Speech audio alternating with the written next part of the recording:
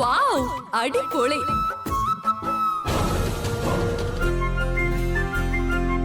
ശ്യാമ നമ്മളെ എല്ലാരെയും ഞെട്ടിച്ചു കളഞ്ഞു. ഒന്നും പറയാനില്ല. ജഡ്ജസ്,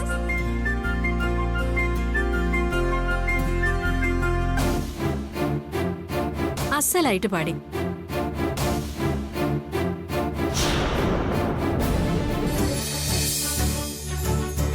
പെർഫോമൻസോ മാർക്കോ അല്ല ഇവിടെ പ്രധാനം.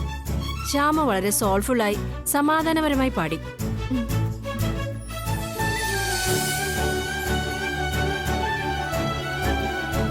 ഞാൻ ശ്യാമയ്ക്ക് 8 മാർക്ക് തരുന്നു. Thank you.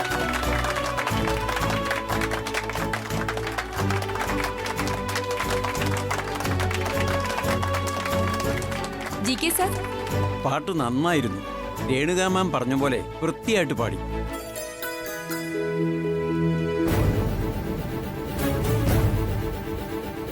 ശ്യാമയ്ക്ക് ഞാൻ 8 മാർക്ക് തരുന്നു. Thank you sir.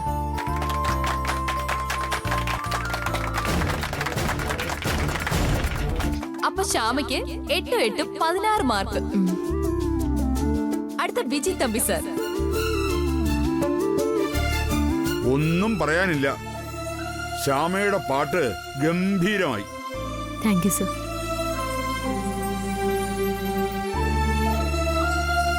പെർഫോമൻസിന് വേണ്ടി ഫ്ലോറിലേക്ക് വന്ന ആളെ അല്ല, പാട്ട് തുടങ്ങി കഴിഞ്ഞതിന് ശേഷം. ഊർജം 10 ഇരട്ടി ആയതുപോലെ.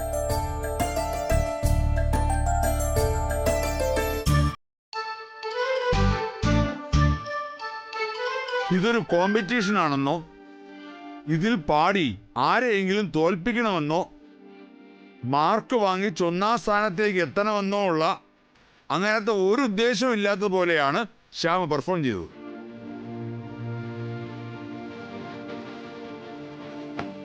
സത്യം പറഞ്ഞാൽ അത് മനസ്സിൽ തട്ടി. കേട്ടോണ്ടിരുന്നപ്പോ മനസ്സ് നിറഞ്ഞു.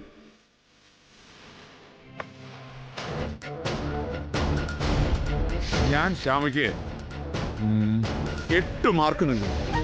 നന്ദി സർ.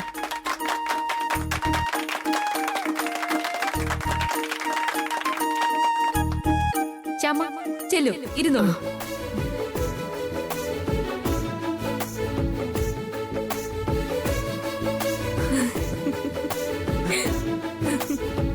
സൂപ്പറായിരുന്നു. സൂപ്പറായി. സി സിംഗർ ഓഫ് ദ ഇയറിൽ 1ാം റൗണ്ടിലെ ലാസ്റ്റ് കണ്ടസ്റ്റന്റ് ആയിരുന്നു ശ്യാമ. ഇതുവരെ 22 മാർക്കുമായി മാനസയായിരുന്നു സ്കോർ ചെയ്ത് നിന്നിരുന്നത്.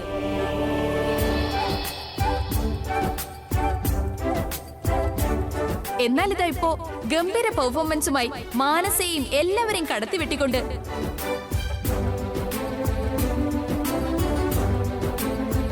C singer of the year season 1-ലെ ഏറ്റവും ഉയർന്ന സ്കോറായ 24 മാർക്ക് നേടി നമ്മുടെ ശ്യാമ സെക്കൻഡ് റൗണ്ടിലേക്ക് 1ാമതായി എത്തിയിരിക്കുന്നു.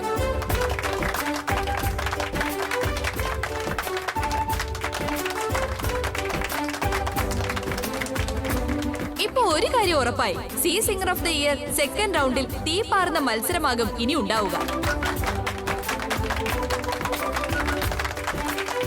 പ്രധാനമായും കൊമ്പുകോർക്കുന്നത് 2 കണ്ടസ്റ്റൻസ് ആയിരിക്കും. നമുക്ക് ഏവർക്കും പ്രിയങ്കരിയായ മാനസയും പിന്നെ നമ്മുടെ സ്വന്തം ശ്യാമ.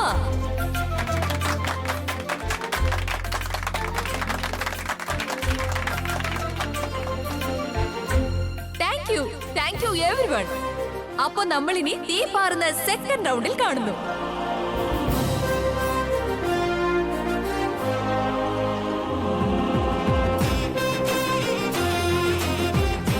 നമ്മൾ കരുതിയതുപോലെ അത്ര സിമ്പിൾ അല്ല ശ്യാമ. സൂക്ഷിക്കണം. ഇനി അവളെയാ സൂക്ഷിക്കേണ്ടത്. ഈ മേക്കാ ഷോയിൽ ഫൈനലി വിൻ ചെയ്യുന്നത് നീ ആവണം.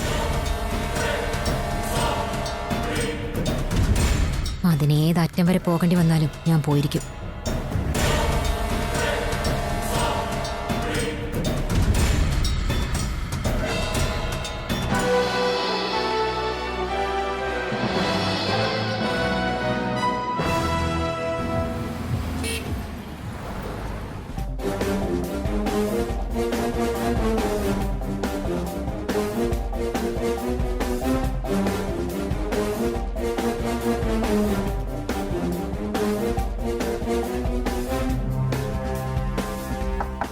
അഭിരാമി അഭിരാമി ഡോർ തുറക്ക്. ഞാൻ അരുണ്.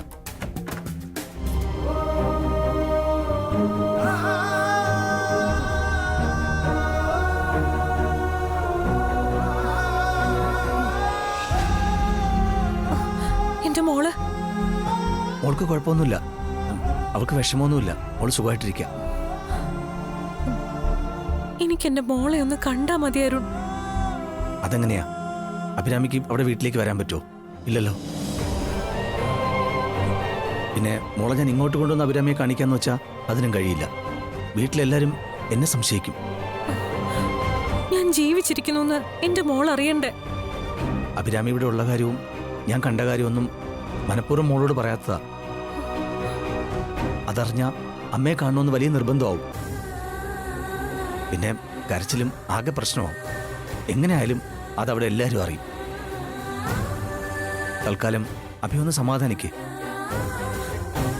നമുക്ക് ഇതിനൊരു പരിഹാരം ഉണ്ടാക്കാം. എങ്ങനെയെങ്കിലും ഞാൻ മോളെ അഭിരാമിക്ക് കാണിച്ചു തരാം. വിഷമിക്കല്ലേ, ഞാനല്ലേ പറയുന്നേ.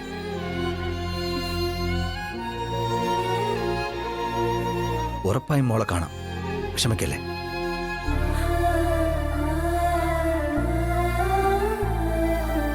അഭി എപ്പോഴും ഇങ്ങനെ വിഷമിച്ചിരുന്നാൽ എങ്ങനെയാ? കണ്ണീര് തുടക്കി.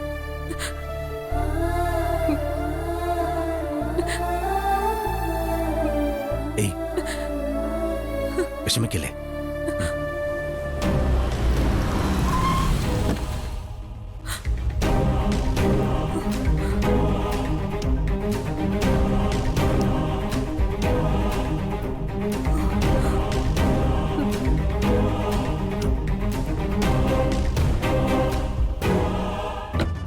അഭിരാമി, ഐശ്വര്യ, ഇനിയിപ്പോ എന്താ ചെയ്യാ? എന്റെ പർദ്ദ വേഗം പർദ്ദ എടുത്തിട്ട് ചെല്ല്.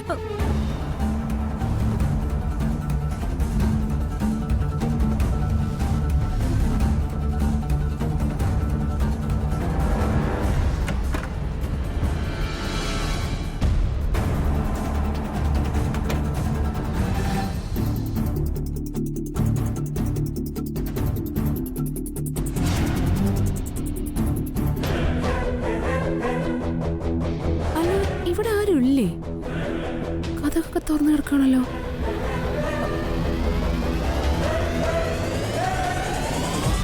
ജാസ്മിൻ, ജാസ്മിൻ,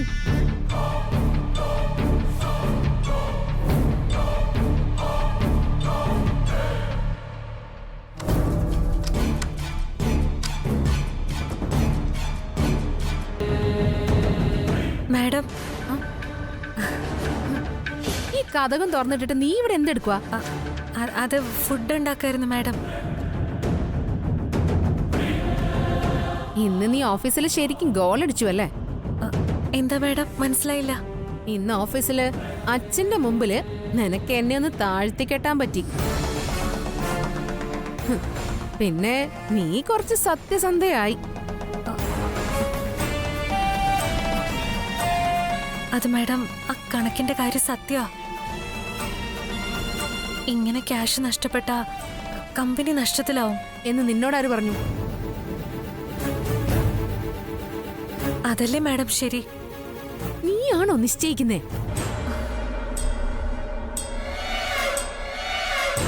ഞങ്ങളുടെ കമ്പനിയോ? അപ്പൊ ഞാൻ ഇഷ്ടമുള്ളത് ചെയ്യും. പിന്നെ എന്നോട് അത്രയ്ക്ക് ഇഷ്ടവും ബഹുമാനവും ഉള്ളൊരു സ്റ്റാഫാ സുമലത. അങ്ങനെ എനിക്ക് പ്രിയപ്പെട്ടവരെ പ്രതിക്കൂട്ടിലാക്കുന്ന കണ്ടുപിടുത്തങ്ങളൊന്നും വേണ്ട.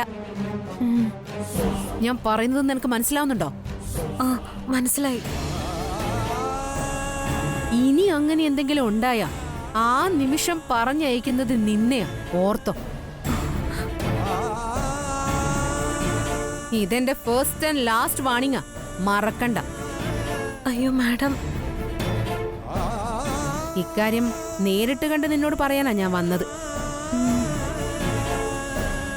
പിന്നെ ഇവിടെ കമ്പനി പ്രൊവൈഡ് ചെയ്യുന്ന ഫെസിലിറ്റീസ് അല്ലാതെ അഡീഷണൽ AC-യോ ഹീറ്ററോ എന്തെങ്കിലും നീ ഉപയോഗിക്കുന്നുണ്ടോ എന്ന് എനിക്ക് അറിയണം.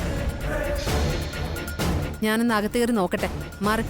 ഇല്ല, ഒന്നുമില്ല മാഡം. തുടക്കത്തില് വരുമ്പോ എല്ലാവരും പാവങ്ങളാ. ബുദ്ധിമുട്ടാണെന്നൊക്കെ ഞങ്ങളെ പറ്റിക്കാൻ പറയും. അയ്യോ ഇല്ല. പിന്നെ AC-യും ഹീറ്ററും ഒക്കെ വാങ്ങി വെച്ച് കറണ്ട് വെറുതെ കളയും. ഇല്ല, അങ്ങനൊന്നും ഇല്ല മാഡം.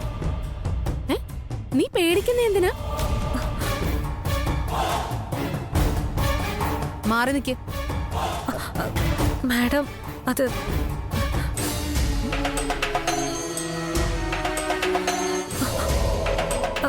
മാഡം അത്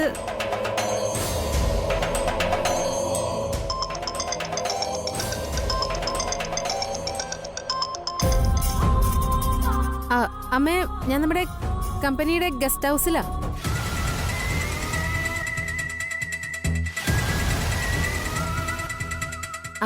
ഇവിടെ ഒരു കാര്യം ചെക്ക് ചെയ്യാൻ വന്നതാ. അത്യാവശ്യമാണോ? എന്നാ ഞാൻ ഇപ്പൊ വരാം. ഓക്കെ അമ്മേ.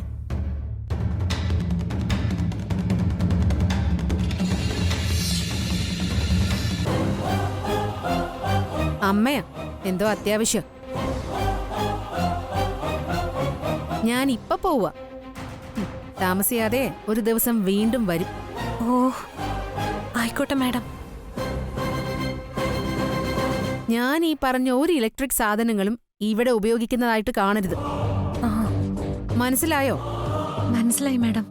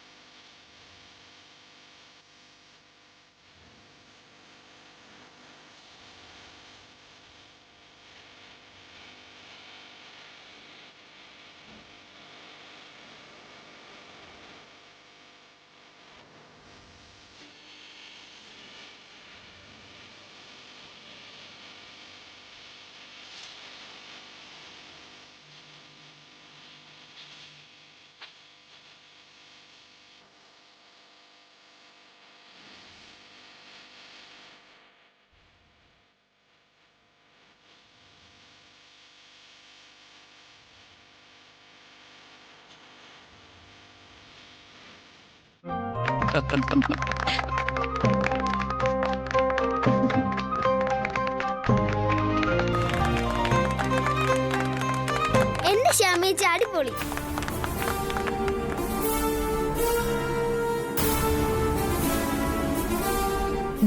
പാട്ടുകൊള്ളാം, സമ്മതിച്ചിരിക്കുന്നു ശ്യാമേ.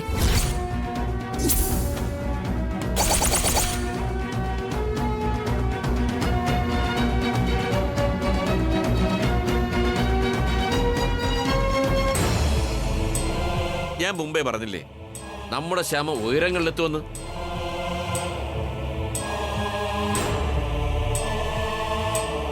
ഇതൊരു തുടക്കം മാത്രം, ഇനി പിടിച്ച പിടികിട്ടൂല. ശ്യാമമോൾ അത്ര ഉയരങ്ങളിലെത്തും, നോക്കിക്കോ.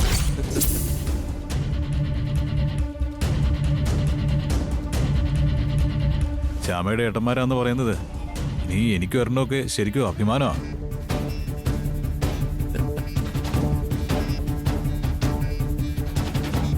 അതെ, ഇനി ഈ അനിയത്തിയുടെ പേരും പറഞ്ഞ് ഫ്രണ്ട്സിന്റെ മുമ്പിൽ ഞാനും ഒന്ന് ഷൈൻ ചെയ്യും.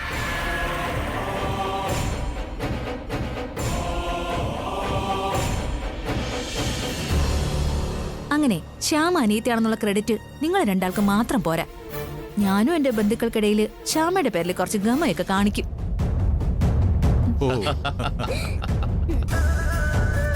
ഓ, മ്യൂസിക് ഷോ 1-ാം റൗണ്ടല്ലേ ആയിട്ടുള്ളൂ. എന്തോ ഭാഗ്യത്തിന് അവൾ അതിൽ കടന്നുകൂടി.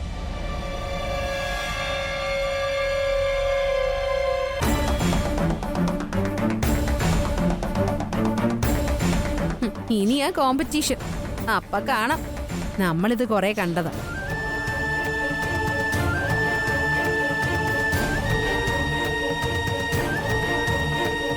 അയ്യോ, ആ പഴയ മിസ് കേരളയുടെ കാര്യമാണ് ഇവിടെ പറയാൻ പോകുന്നത്. പ്ലീസ് ഐശ്വര്യ, ദേ ഇവിടെ എല്ലാവരുടെയും മൂഡ് നീ ആയിട്ട് കളയല്ലേ.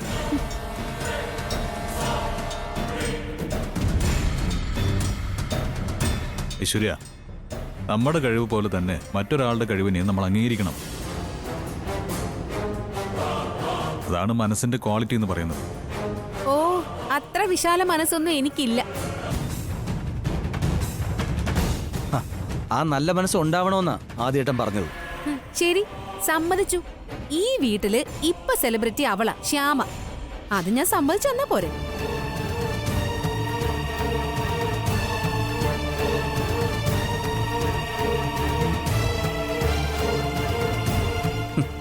സത്യത്തിലെ ഈഗോയ നിനക്ക്,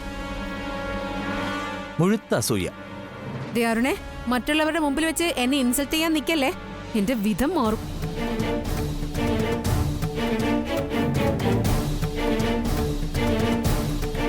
തർക്കം വേണ്ട.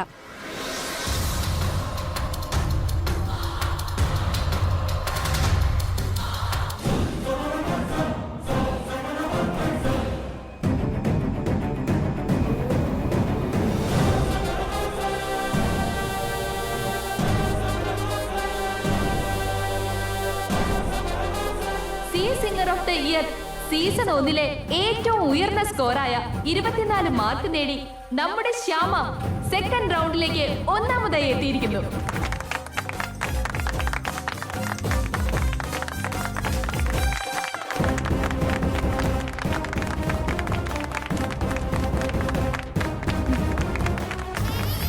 ഇപ്പൊ അമ്മയും ആ ശ്യാമയുടെ പാട്ടിൽ അലിഞ്ഞു പോയിന്നാ തോന്നുന്നേ. അത് പറ്റില്ല. ശ്യാമ ഇനിയും വളരാൻ വിട്ടാ എനിക്കാ ദോഷം. 1-ാം റൗണ്ടല്ലേ കഴിഞ്ഞുള്ളൂ. ഇനി 2-ാം റൗണ്ട് മ്യൂസിക് ഷോ വരികയല്ലേ. അവിടെ ശ്യാമയ്ക്ക് കാലിടറണം, കാലിടറി വീഴണം. അതിന് വേണ്ടത് അതാ ചെയ്യേണ്ടത്.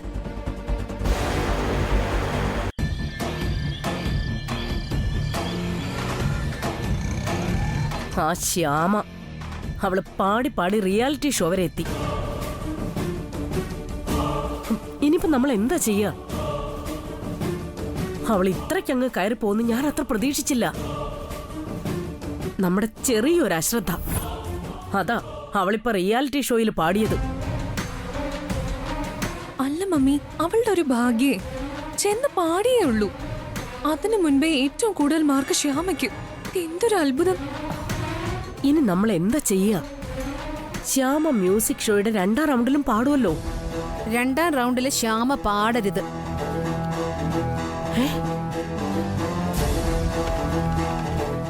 ഐശ്വര്യോ? അല്ല, ചേച്ചി അറിഞ്ഞിട്ടും എന്താ ശ്യാമ പാടുന്ന കാര്യം ഞങ്ങളോട് പറയാതിരുന്നത്? അതിനാരറിഞ്ഞു? അഖിലും ശ്യാമയും ആ കാര്യം രഹസ്യമാക്കി വെച്ചു. ടിവിയിൽ ആ ശ്യാമ നിന്ന് തൊണ്ട പൊട്ടുന്നത് കാണുമ്പോഴാ ഞാനും ഈ വിവരം അറിയുന്നത്. ഞാനും ടി വി കണ്ട് ഞെട്ടിപ്പോയി.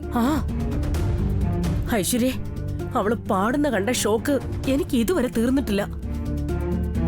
എന്തായാലും നടക്കാൻ പാടില്ലാത്തത് നടന്നു. ഇനി അതും പറഞ്ഞ് സമയം കളഞ്ഞാ പറ്റില്ല. മ്യൂസിക് ഷോയുടെ 2nd റൗണ്ട് ശ്യാമ പാടരുത്. അതിനെന്താ വേണ്ടത് അതാലോചിക്ക്. അതിനു വേണ്ടുന്ന വ്യക്തമായ തീരുമാനം എടുക്കാനാ ഞാൻ ഇപ്പൊ ഇവിടേക്ക് വന്നത്. ഐശ്വര്യ ഇരിക്കെ.